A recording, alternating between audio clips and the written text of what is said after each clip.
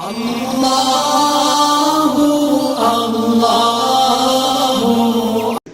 صلی اللہ علیہ وآلہ وسلم نے وحی کے رک جانے کے زمانے کے حالات بیان فرماتے ہوئے کہا کہ ایک روز میں چلا جا رہا تھا کہ اچانک میں نے آسمان کی طرف ایک آواز سنی، اور میں نے اپنا سر آسمان کی طرف اٹھایا۔ کیا دیکھتا ہوں کہ وہی فرشتہ جو میرے پاس غار حرا میں آیا تھا، وہ آسمان و زمین کے بیچ میں ایک کرسی پر بیٹھا ہوا ہے۔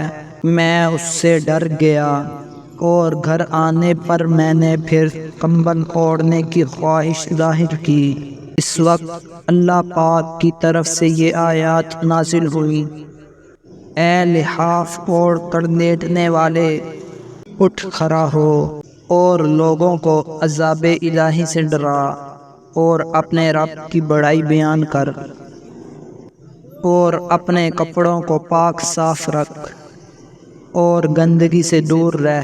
اس کے بعد وحی تیزی کے ساتھ پے در پے آنے لگی۔